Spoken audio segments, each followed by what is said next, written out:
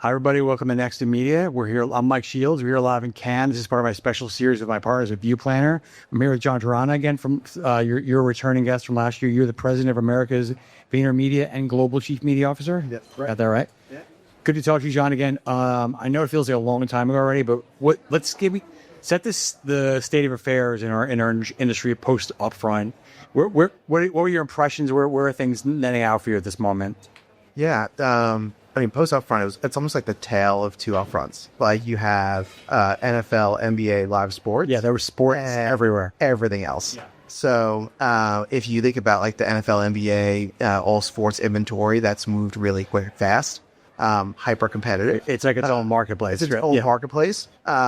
Everything else moving just so much slower. Right. I would say everyone proceeding with caution.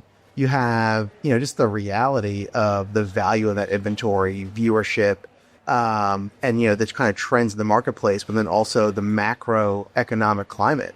Like you have a really tough political environment, tariffs impacting a lot of businesses. A lot of unknowns, right? World War III, maybe. Yeah. And, a lot of clients want increased optionality going to next year. So we got to grab sports, but everything else. I need my sports, grab it. Leave everything else to be optional, potentially biddable, share shift more into CTV, OTT, and kind of keep like dry powder of like media spend on the sidelines and deploy that we're more comfortable with it next year. Now, we talked a lot about this last year. YouTube wants to be in that mix. I think they've made a lot of inroads there. Are they have a lot of inventory, but maybe they don't have they have some sports, but not the same scarcity they were talking about here. Are they players? Are they still kind of getting in that siloed thing? Like, where does that? I know it's really hard to generalize, but yeah, it's hard. It's hard to generalize YouTube just because there's so many parts of YouTube. If you're talking about YouTube proper app on TV, I would just say it's still misunderstood. I think a lot of brands still saying that. Yeah, like a lot of folks don't even realize that's the number one app on large and it's stream. only gotten more distance between itself and the other guys. And then it's like, well, how you buy it and the creative variable in that ad buy. A lot of folks are just putting their 15-second and 30-second TBCs in that buy itself. So it's underutilized from a creative standpoint. It's underutilized from a targeting standpoint. And people sort of are still in this weirdo spot of saying, is YouTube part of my TV linear budget? Is it part of my CTV OTT budget? Is it part of my social budget? Right. Like who funds it? So in retail media, there's so many ways in, so many tactics, which is good and bad. Like it's just a challenge for them messaging wise, I think. 100%. Okay, so then what happens over time? Speaking of like underutilized, right? There's a lot of talk about. There's tons of creators here. Once again, Google's really pushing that. That's the connection they have that nobody else has. I was at a recent Luma event where they talked about that's still underspent. How is that? Can you even bring that into these upfront conversations? How do you think about that? How do you get brands to push more there? Yeah, I think there's an interesting moment. Like if you think about Cannes, for example, there's a lot of chatter around Google overall, and brands starting to think around, well, what's happening with my search strategy, the AI of it all in search being disrupted. And how do I start to think about my holistic Google strategy? And should I start shifting some of my spend from search proper into YouTube? So I think that's like a very interesting... you never would have expected. Which you never would have expected. And it's almost like all of a sudden, YouTube seems like a more defensible moat around it as a platform because of the content. So you have kind of like this shift and pull away from classic search into YouTube potentially that you're seeing. And then YouTube starting to pull from the OTT CTV dollars. YouTube has with shorts now social dollars. So there's a lot of potential sort of like different funding sources coming together at once. But then you look at like the run rate of YouTube as an ad platform and it's still 2/3 the size of Instagram. Yeah. And it's like YouTube really needs to figure out how it connects to lower funnel and drives business outcomes. So I think that's sort of what keeps like a real influx of dollars going from it. And that's the advantage a lot of social platforms have.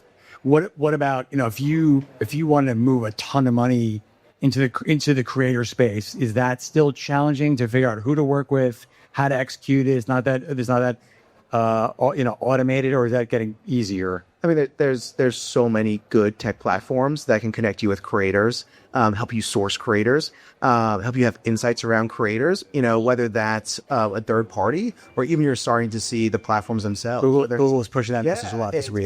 Google and YouTube have their own creator marketplace. So is TikTok. So does Meta, right? So access to creators is being democratized. The art of who's up and coming, who should I actually work with, who's emerging in culture, like the cultural strategy piece of it all is the secret source of creators. Yeah, like the that access changes. to them is Yeah. being democratized, right? So I would say that. And then a lot of folks are still thinking about creators and influencers on a campaign by campaign basis versus always on. So if you think about the shift of performance marketing from, being a sort of spot platform to always on platform, we think about creators and influencers as not just a campaign activation, 365, always in market, always sourcing new folks, always testing up and coming talent, and sort of an always on part of the plan. Well, on that note, you're seeing some of the really big guys, the Dude Perfects, the Mr. Beast. They want to go out and do their own almost like upfront like deals. They're really media companies at this point. Are they viable contenders for that? Is that like, are there really only a couple of them that can play that way? Are you talking to your clients about that? Yeah, like in the context of the creators ecosystem overall, if you're going to go and do, multi-million-dollar or potentially 8-figure deal with an influencer, like you really have to be certain that's going to drive the business, right? You almost have to have done like a spot activation or a one-off campaign with them first. There's not 20 years of history there. 100%. Like, so we think about, creators, influencers a lot as like there is the long tail. You want hundreds and hundreds of folks that you're doing micro activations with just to see. You never know who's going to get super hot. You never know who's going to be the next big thing. So always mining there. Then some mid-level folks that are probably, 5-figure deals, 6-figure deals, maybe. And then when you really, really are certain, you're going to like that top tier of influencers. I want to ask you a little bit about, you mentioned TikTok. I don't hear anybody worried about, like, it's funny. We're asking everybody at one point, what's happened? Are you planning contingency, efforts for a ban? Is it just pretty much business as usual right now? Is it weird? Yeah, I think we're full like boy who cried wolf territory. I would say almost 100% of our brands have some level of contingency plan just in case. But at the same time, 100% of them are planning that's going to be business as usual. So, it's like you're planning for the worst, but proceeding as though it's going to be status quo. Which sums up the year pretty much. Pretty much, yeah. And like we still see just a tremendous level of business outcomes coming from the platform. Social commerce taking off, TikTok shops for it all taking off. So we're sort of like full steam on that. I want to come back to shopping in a second, but one more note on all the big creators. What do you make of, you're seeing Miss Rachel and some of these other names going over to either Amazon or Netflix. Does that change the way brands think about them? Does that make you want to move dollars there? Do you think that's there's only so many players that can do that? Yeah, it's some of those creators are getting, larger content deals. Other creators are developing their own fast channels.